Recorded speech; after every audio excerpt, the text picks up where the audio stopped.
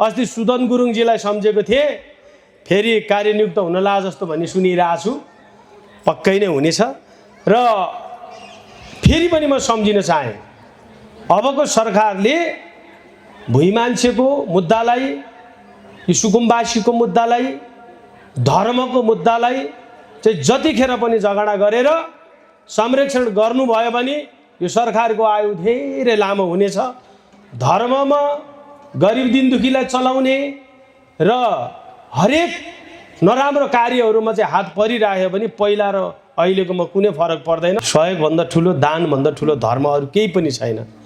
यहाँ भलान् कसैले तँलाई मन्त्री बनाइदिउँला, कसैले वडा अध्यक्ष बनाइदिउँला, कसैले मेयर बनाइदिउँला भन्लान्, कसैले म जग्गा दिउँला भन्लान्। त्यो दिन्छु भन्ने टाढा छ क्या, दिइसकेपछि मात्र थाहा हुन्छ। दिन्छु भन्ने त के छ, के चाहिँ हात्ती घोडा सुन होइन सबै दिने छन्, तर वास्तविकमा दिने मान्छे चाहिँ मन खोलेर दिनुपर्छ है, हृदय खोलेर दिनुपर्छ। अनि त्यो मात्र हो धर्म। मनमा कपट राखेर दिएको त्यो पनि राम्रो हुँदैन। म त मन खोलेर दिन्छु, भगवान्ले दिएको हो सबै कुरा मलाई। भगवान्ले दिएको भगवान्लाई दिन के आइतबार भने सबै कुरा भगवान्ले दिएको मलाई चाहिँ। मलाई जहाँसम्म लाग्छ म त सिन्धुपाल्चोकबाट चप्पल पड्काउँदै आएको मान्छे, बाउको चाहिँ खल्तीको 600 रुपियाँ दाम झिकेर आएको मान्छे। अब यो त्यतिखेरसम्मै गाउँमै बसे आज कोदाली ठोक्दै बस्थ्यो होला सायद। काठमाडौँ आए, सङ्गत गरेँ, फेरि यस्ता यस्ताको सङ्गत गरेँ, महाराजाको नि सङ्गत गरेँ, त्यो के को सबै के आफ्नो पेट पाल्नको लागि सबैकोसँग सङ्गत गर्नुपर्ने रहेछ। यो भाग्यले नै त्यो ठाउँ पुर्याउँदो रहेछ। गर्दिनँ भनेको कुरा पनि गर्न पर्दो रहेछ क्या, किनकि पेट त पापी छ नि, यसलाई त खुवाउनु पर्छ, मनको पापी छैन त होइन। त्यही भएर सङ्गत गुनाको फल, राम्रो मान्छेको सङ्गत भन्छन्। नराम्रो मान्छेबाट पनि कहिलेकाहीँ ज्ञान पाएँ मैले, थोरै थोरै केही साथीहरूले सिकाए, नराम्रो बाटो हिँड्न सिकाउने साथीहरूलाई पनि रोकेँ मैले। तिनीहरू अहिले त्यहीँ छन्, तर म प्रकाश भुजेल चाहिँ कहाँबाट कहाँ पुगेँ अहिले म यसो फर्केर पछिको साथीहरूलाई नि हेर्दछु। कतैतिर अल्पत्र छन् कि कतैतिर व्यवहारिसी अवस्थामा छन् कि उद्धार गर्छु, सिकाउँछु। मार्ग परिवर्तन गर, बाटो परिवर्तन गर, सोच परिवर्तन गर, दिमाग परिवर्तन गर, सम्भव छ। म पनि हिजो तिमी जस्तै भएर आएको होइन भन्छु क्या म साथीहरूलाई। तर जाँड खाने मान्छेलाई चाहिँ मैले कहिले सकिनँ। एक दुईजना जाँड खाने साथीहरू छन् मलाई। अब मेरो गार्ड साथीहरू, अब भनौँ न गार्ड भन्नु सहयोगी मेरा साथीहरू, सुरक्षा साथीहरूले पुरै चारपट्टिबाट घेरेर लिएर हिँडिरहेको हुन्छ। बिचमा फुताएर त मेरो साथी होइन भनेर ढ्याम्म ढाड बाँध्छ, ढ्याम्म ढाड बाँध्छ है फलाना बिर्सिस हामीलाई भन्छ। अनि अब मेरै साथी भन्यो भने लाज लाग्छ, ए को मान्छे उ त लैजानु भन्छु म चाहिँ क्या। अनि कार्यक्रम सारिक्रम सकिसकेपछि खुसुक्क गरेर नरिसाई दाइ, तिमी यस्तो बानीले चाहिँ कहाँ नराम्रोसँग भेट्छौ, चुपो लाएर आफ्नो कार्य गर, जाँड खाइदिने तिमी आफ्नो ठाउँमा खाएर बस, नखाऊ सकेसम्म भन्छु म। जाँड रक्सी भनेको यस्तो चिज रक्सी अचम्म रहेछ क्या। तर खाँदै नखाने चाहिँ होइन, त्यो खाएर पनि अलिकति थोरै खायो भने अमृत, धेरै खायो भने बिगो। त्यसैले सबैलाई चाहिँ खानु भन्दैन, यहाँ कतिजना खानी पनि होलान् नखानी पनि होलान् समग्रमा होइन। अब एउटै औँला, एउटै हातको औँला त बराबरी छैनन् भन्ने विभिन्न तर्क वितर्कहरू मान्छेले कुरा गर्छन्। तर मलाई चाहिँ के लाग्छ भने मान्छे भएपछि धर्म र कर्ममा चाहिँ विश्वास गर्नुपर्छ है। आज यही धर्म कर्मले गर्दाखेरि, आज यही भगवानको शक्तिले गर्दाखेरि नै यो भूमिमा हामी बाँचिरहेका छौँ होइन। यस्तो मिठो हावा लिइरहेका छौँ, यस्तो राम्रो जमिनमा हिँडिरहेका छौँ। हिँड्न पाउनु नै त्यो सौभाग्यको कुरा हो। भगवानले केही दिएन भन्छ, सबै कुरा दिएको छ। नदेखेको नि मान्छेले त देख्दै दिएर कहिले पुग्दैन मान्छेलाई।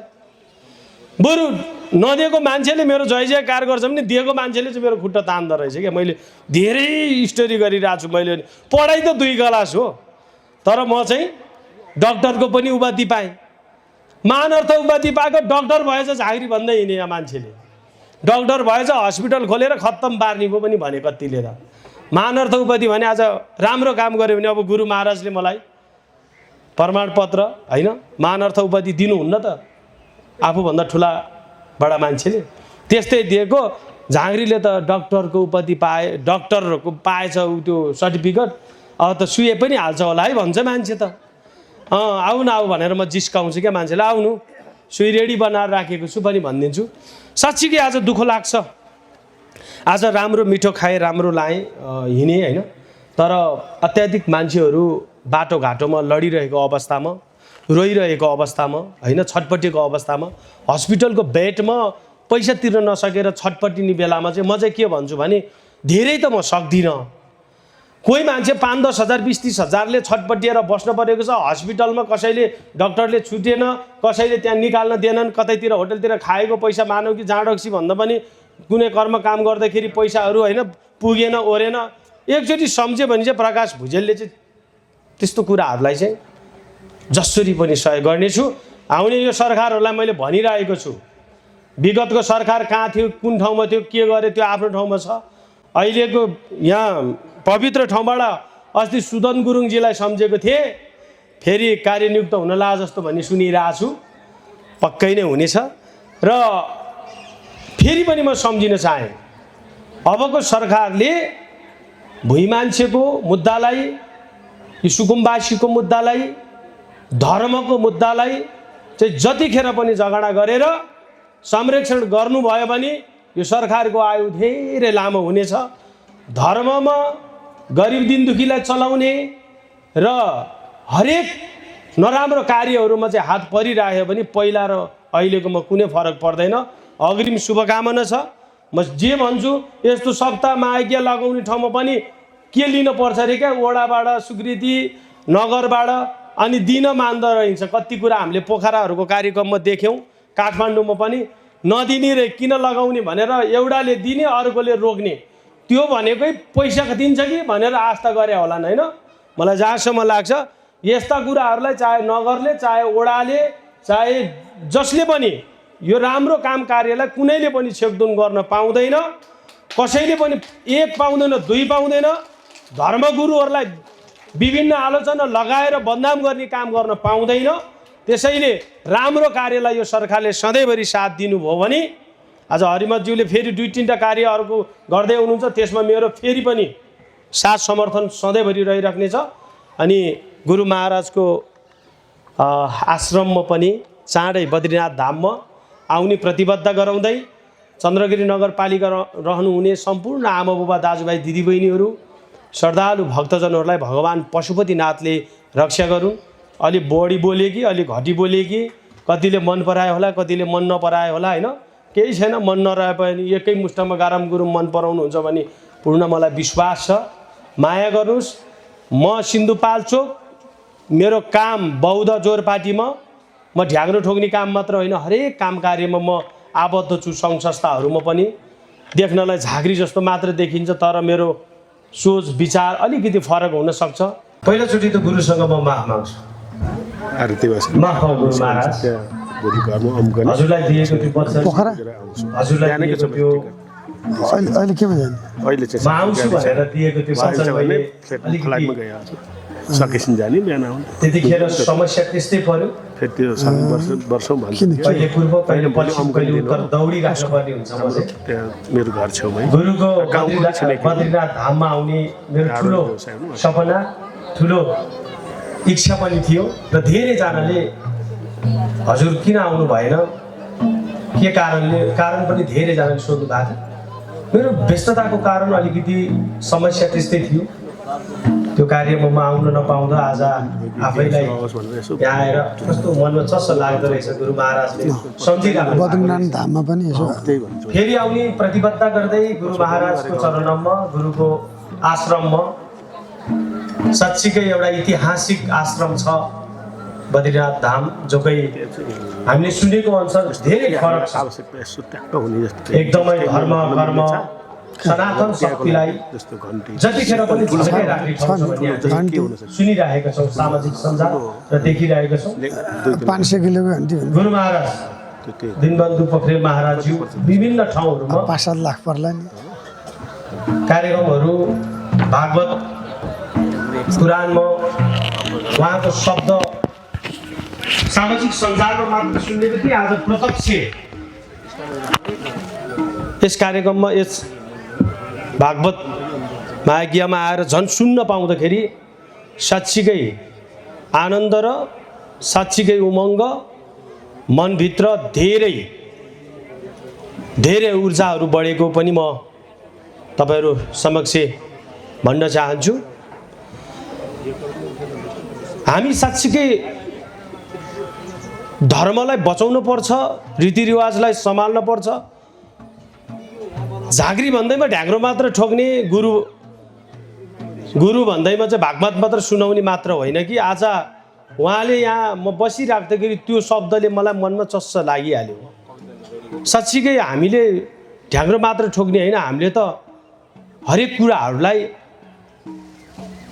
सुनाउने, गराउने, देखाउने र नजानेकोलाई अझै ज्ञान गुण सिकाउने, योगा देखुनबाट ल्याएर हरेक कुराहरूमा अझै अलिकति म कमै छु जस्तो महसुस लाग्यो आज गुरुको छेउमा आएर यो कुराहरू सुन्न पाउँदा। म पक्कै नै यो कुराहरूलाई अझै अहिलेका सम्मानीय सरकार, प्रधानमन्त्री, गृहमन्त्री यो शब्दहरू, सनातनको शब्द पक्कै सुनिराख्नु भएको छ भने पहिलो हाम्रो धर्म बाँच्नुपर्छ जस्तो लाग्छ मलाई। देशै नरहे हामी कहाँ रहन्छौँ र?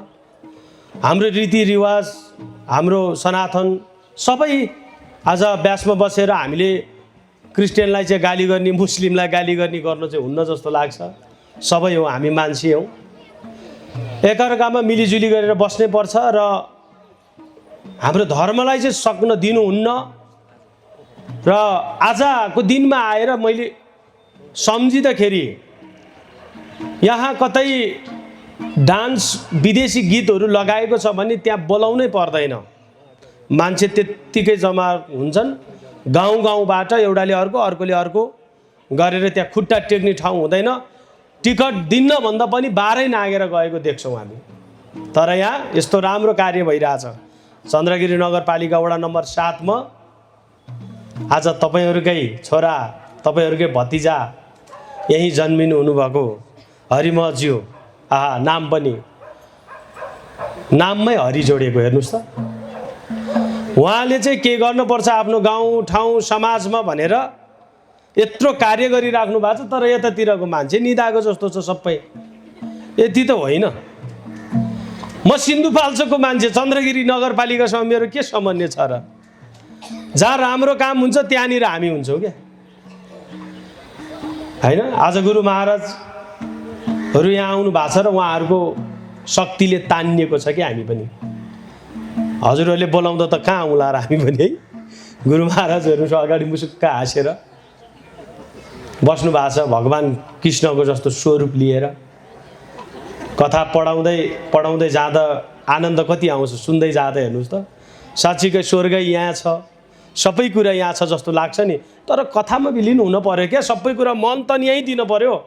यहाँ कथा सुनिरहेछ, घरमा बुढाले कराउने हो कि बुढीले कराउने हो कि भन्ने होइन, कतिखेर जाने हो। त्यो टेन्सन बाहिर छ भने त कथा सुनेको केही पनि तपाईँहरूलाई मनमै बस्दैन, तनमै बस्दैन। साँच्चीकै कथा सुन्न चाहनुहुन्छ, साँच्चीकै मनमा हरि जगाउन चाहनुहुन्छ भने एकचोटि यहाँ सिकेको ज्ञानले बाँचुन्जेलसम्म पुग्नेछ। धेरै अमृत धेरै खुवाउनु पर्ने हो र अमृत त थोरै सुँगाउने मात्र हो नि, होइन? बिग धेरै खुवाउनु पर्छ त मान्छे मार्नलाई। बुझ्न पर्यो, जान्न पर्यो, गुरु महाराजहरूले सिकाएको ज्ञान गुणको बाटोमा हिँड्न पर्यो। गुरु बिनाको शिक्षा र शिक्षा बिनाको गुरु पनि हुँदैन। सबै कुरा मिल्न पर्छ। मलाई त्यस्तै आज म पोखरा पुग्नु पर्ने मान्छे हिजै 13 गते, आज 14 गतेसम्म मैले त यो स्टेजमा यहाँ बसेर, यस्तो पवित्र ठाउँमा बसेर मैले त एउटा वचन दिएको थिएँ कि म आएर सहयोग गर्छु भनेको थिएँ नि, होइन? कतिजनाले सुन्नु भएको थियो। अनि मैले ढाँटेँ भने म फेरि यहाँ आइन भने त म त के होला, यसो सम्झेँ।